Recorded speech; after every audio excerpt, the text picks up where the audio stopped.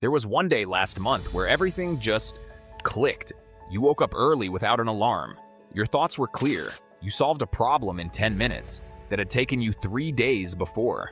And then, the next day, you couldn't focus for 5 minutes straight. Same person, same brain, same life. So, what actually changed? Most people think brilliance is random, a good mood, a lucky morning. Some people even start believing that the sharp version of them is not who they really are. That version was the exception, and the tired, distracted, foggy version is the truth.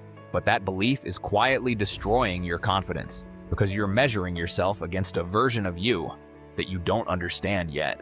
Here's what's actually happening. Your brain isn't choosing between smart you and dumb you. It's choosing between two different internal states. Psychologists call one of the biggest factors decision fatigue. Every choice you make during the day, what to wear, what to eat, which app to open, whether to reply to that text, pulls from the exact same mental resource your best thinking depends on. By 2 p.m., most people haven't run out of intelligence. They've run out of decision fuel. The second factor is dopamine, not the reward most people think of, but your baseline.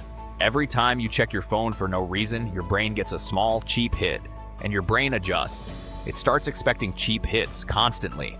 So when you sit down to do something that actually requires depth, writing, studying, solving, creating, your brain feels bored almost instantly. Not because the task is boring, because your dopamine baseline has been trained to expect something faster. Think about the mornings you scroll before getting out of bed. 15 notifications, 10 opinions, 5 tiny decisions before you've even stood up. By the time you sit down to actually work, your brain is already tired, and it hasn't done anything yet.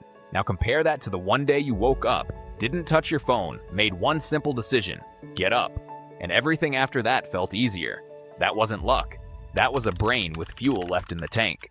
But here's the part almost nobody talks about. There's a third factor, and it's the quiet one: identity. Your brain performs according to who it believes you are in that exact moment, not who you want to be someday, who you believe you are right now. If you sit down to try to focus, your brain treats it as an effort, something that can be abandoned. But if you sit down as someone who simply works this way, your brain treats distraction as the exception, not the norm. This is why willpower fails so often. Willpower is you fighting your own identity.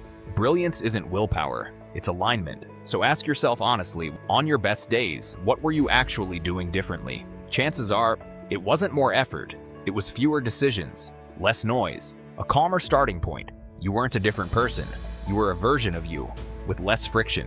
So how do you build this on purpose? 3 small shifts. First, remove decisions before they happen.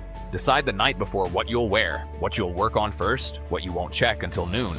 Second, protect your dopamine baseline. Delay the first phone check by even 20 minutes. That gap is where your brain resets. Third, speak to yourself like the version of you that already works this way. Not, I'll try to focus today, but this is just how I operate. Small language, massive identity shift. You don't need a better brain. You already have the brain that had that one brilliant day. It's still in there. It's not about becoming someone new. It's about removing what's standing between you and the version of yourself that already knows how to do this. Every day isn't going to feel effortless, but it doesn't need luck either. It needs conditions. And conditions, unlike talent, you can build. If this made you see your own patterns a little differently, stay, because understanding your mind is the first real step to using it.